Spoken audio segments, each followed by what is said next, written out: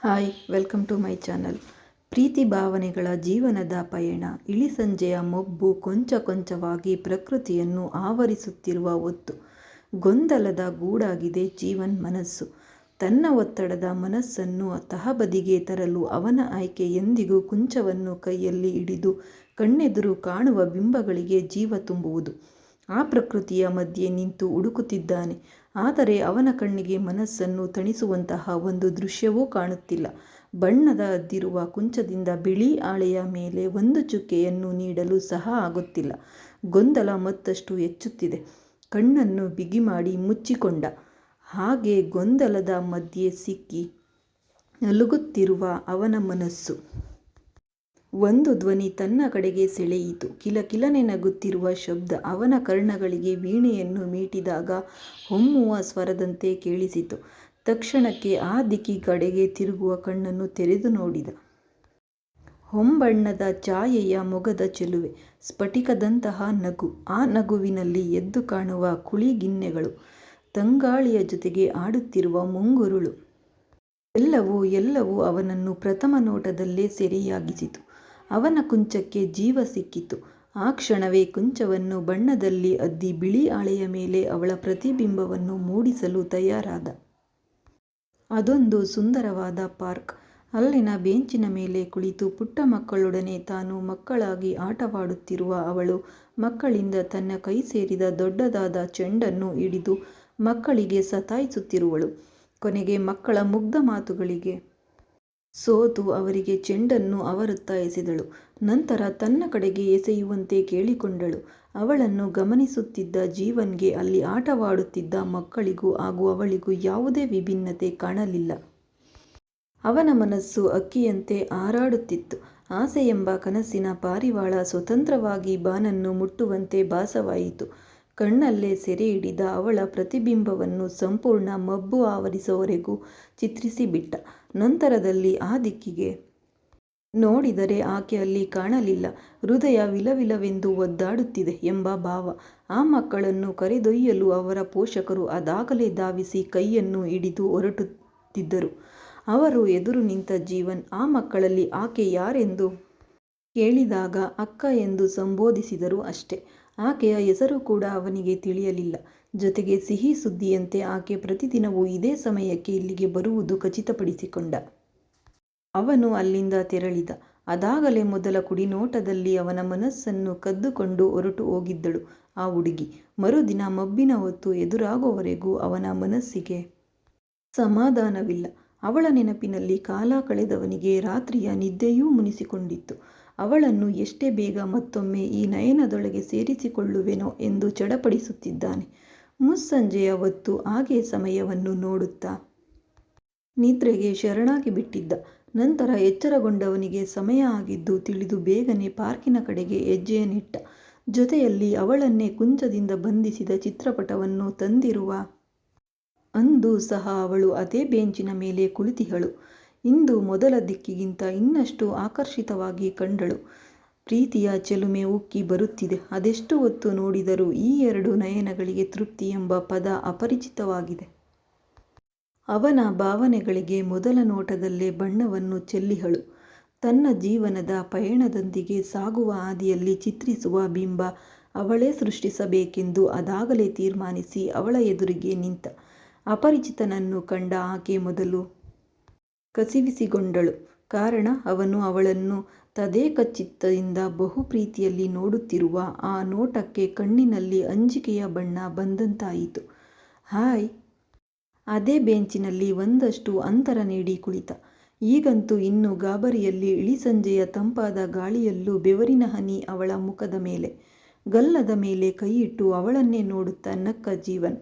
ಅವಳ ಕೈಗೆ ಅವಳನ್ನು ಚಿತ್ರಿಸಿದ್ದ ಚಿತ್ರಪಟವನ್ನು ನೀಡಿದ. ಆಶ್ಚರ್ಯದಿಂದ ನೋಡಿದವಳ ಕಣ್ಣಲ್ಲಿ ಸಂತಸದ ಚೆಲುಮೆ ಉಕ್ಕಿದಾಗ ಅದೆಷ್ಟು ತೃಪ್ತಿಯ ಭಾವುಕದ ಬಣ್ಣ ಅವನ ಮನಸ್ಸಿನಲ್ಲಿ ಚೆಲ್ಲಿಕೊಂಡಿತು. ಇಷ್ಟ ಆಯ್ತಾ ನಿಮಗೆ? ನಾನೇ ಇದೇ ಹೊತ್ತಿನಲ್ಲಿ ನಿನ್ನೆ ನಿಮ್ಮನ್ನು ನೋಡಿದಾಗ ಬಿಡಿಸಿದ್ದು ಕೇಳಿದ. ಏನು ಪ್ರತಿಕ್ರಿಯಿಸಬೇಕು ಅವಳಿಗೆ ತಿಳಿಯಲಿಲ್ಲ. ಅವಳ ಅನುಮತಿ ಪಡೆಯದೆ ಕುಂಚದಲ್ಲಿ ಬಂಧಿಸಿದ ಅವಳ ಮೇಲೆ ಕೋಪಗೊಳ್ಳುವುದೋ ಅಥವಾ ಇಷ್ಟು ಅಂದವಾಗಿ ತನ್ನನ್ನು ಬೆರಗುಗೊಳಿಸಿದ ಆ ಚಿತ್ರದ ಕಲೆಗಾರನಿಗೆ ವಂದಿಸುವುದೋ ಅರಿವಿಗೆ ಬರುತ್ತಿಲ್ಲ. ಕೊನೆಗೆ ಒಂದು ತೀರ್ಮಾನ ಮಾಡಿ ತುಂಬ ಚೆನ್ನಾಗಿದೆ ಎಂದಳು. ಆಕೆ ಹೇಳಿ ಮುಗಿಸುವ ನಿಮಿಷದೊಳಗೆ, ನಾನು ಮೊದಲ ಕ್ಷಣ ನಿಮ್ಮನ್ನ ನೋಡಿದಾಗಲೇ ಪ್ರೀತಿಸೋಕೆ ಶುರು ಮಾಡಿದೆ. ನನ್ನ ಹೃದಯದಲ್ಲಿ ನಿಮ್ಮ ನಗು ಪ್ರೀತಿಯ ಬಣ್ಣವನ್ನು ಹಂಚಿದೆ ಎಂದೇಳುತ್ತಾ ಅವಳ ಮುಂದೆ ಮಂಡಿಯೂರಿ ಕುಳಿತು, ಐ ಲವ್ ಯು, ನಿಮಗೆ ನಾನು ಒಪ್ಪಿಗೆನಾ ನೇರವಾಗಿ ಕೇಳಿಯೇ ಬಿಟ್ಟ. ಅವನ ಮಾತುಗಳಿಂದ ಅವಳ ಮೊಗದಲ್ಲಿ ಯಾವುದೇ ಬದಲಾವಣೆ ಮೂಡಲಿಲ್ಲ. ಅವನು ಹೇಳಿದ ಪದಕ್ಕೆ ಕೋಪವಾಗಲಿ ಅಥವಾ ಒಪ್ಪಿಗೆ ಸೂಚನೆಯಾಗಲಿ ಕಾಣಲಿಲ್ಲ.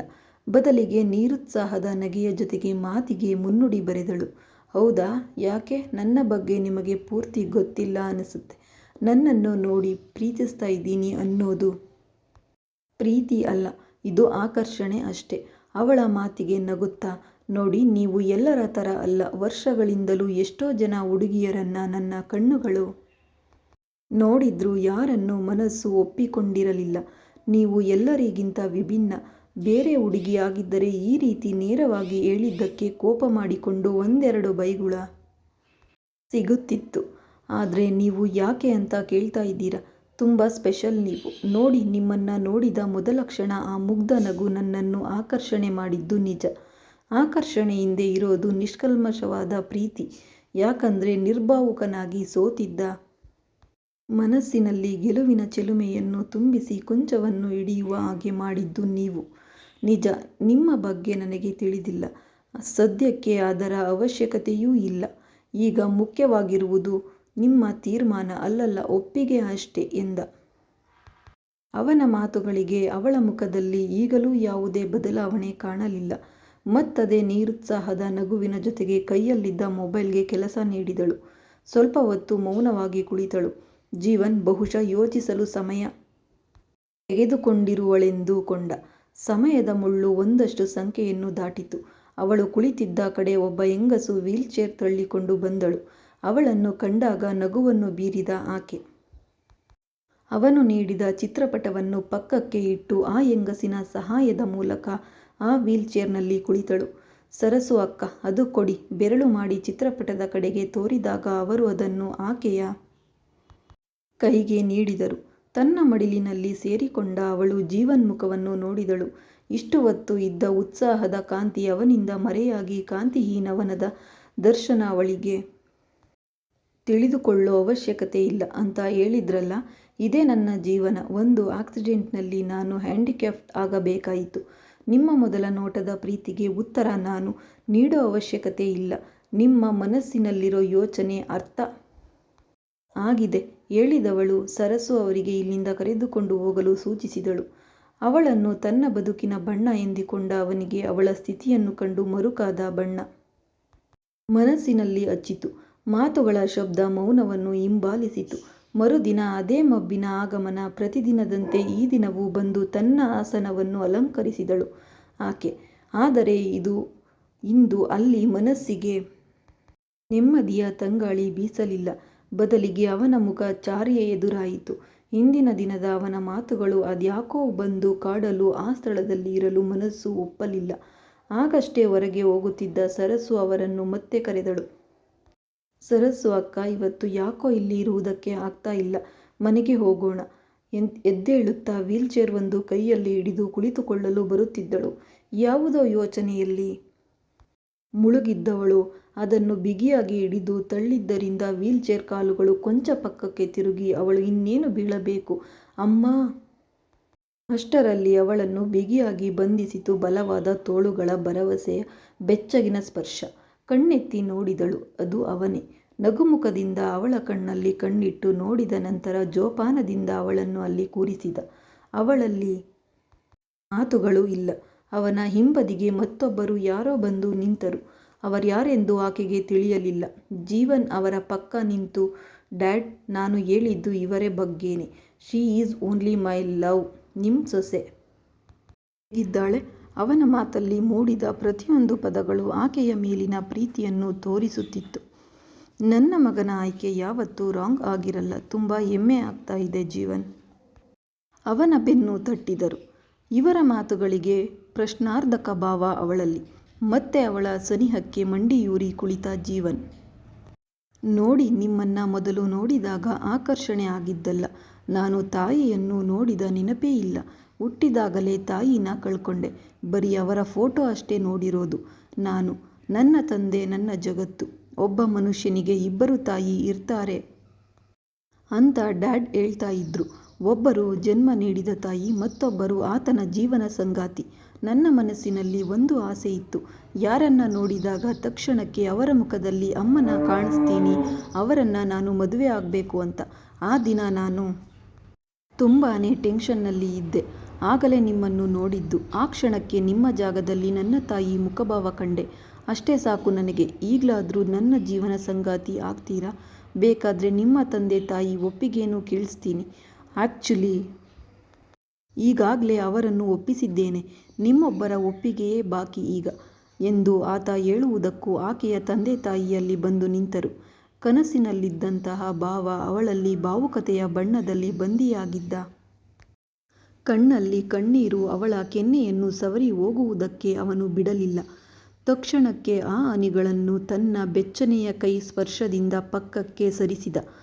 ಆ ಕ್ಷಣಕ್ಕೆ ಅವನ ಕೈಯನ್ನು ಬಿಗಿಯಾಗಿ ಹಿಡಿದಳು. ತನಗೆ ಸಮ್ಮತಿ ಇದೆ ಎಂಬಂತೆ ಮೇಲಿದ್ದ ಜೀವನ್ ಅವಳ ಹಣೆಗೆ ಚುಂಬಿಸಿದ. ಆ ಜೋಡಿಯ ಪ್ರೀತಿಗೆ ಎಲ್ಲರೂ ಒಳಗೊಳಗೆ ನಕ್ಕರು. ಜೀವನ್ ತಂದೆ ಕೆಮ್ಮುತ್ತಾ, ಇಲ್ಲಿ ನೀವಿಬ್ಬರೇ ಇಲ್ಲ, ನಾವು ಕೂಡ ಇದ್ದೀವಿ ನೋಡು ಜೀವನ್ ಎಂದು ನಕ್ಕಾಗ ನಾಲಿಗೆ ಕಚ್ಚಿಕೊಂಡ ಜೀವನ್. ಅದು ಸರಿ, ನನ್ನ ಸೊಸೆ ಹೆಸರು ಏನು ಕೇಳಿದರು ಅವನ ತಂದೆ. ಅವನು ಅದೇ ಪ್ರಶ್ನಾ ಭಾವದಲ್ಲಿ ಆಕೆಯನ್ನು ನೋಡಿದ. ಅಂದ್ರೆ ಇದುವರೆಗೂ ಜೀವನ್ನಿಗೆ ಆಕೆಯ ಹೆಸರು ತಿಳಿದಿಲ್ಲ. ನಾಚುತ್ತಾ ಚೈತ್ರ ಎಂದಳು. ಚಪ್ಪಾಳೆ ತಟ್ಟಿದ ಜೀವನ್ ತಂದೆ. ಮೊದಲ ಕುಡಿನೋಟದಲ್ಲಿ ಪ್ರೀತಿ ಮೂಡಿ ನಿಮ್ಮ ಜೀವನಕ್ಕೆ ಚೈತ್ರವಾಗಿ ಬಣ್ಣ ಹಚ್ಚುವುದಕ್ಕೆ ನನ್ನ ಸೊಸೆ ಬಂದಿದ್ದಾಳೆ. ಜೀವನ್, ನಿನ್ನ ಜೀವನ ಚೈತ್ರವಾಯಿತು ಎಂದು ನಕ್ಕರು. ಕೊನೆಗೂ ಜೀವನ ಚೈತ್ರವಾಯಿತು. ಮೊದಲ ಕುಡಿನೋಟದಿಂದ ಚಿಗುರಿದ ಪ್ರೀತಿ ಭಾವನೆಗಳ ಬಣ್ಣದೊಂದಿಗೆ ಬೆರೆಯುವ ಸಮಯ. ನಾವು ಅರಸಿ ಹಾರೈಸೋಣ ಅಲ್ಲವೇ? ಕತೆ ಇಲ್ಲಿಗೆ ಮುಕ್ತಾಯ.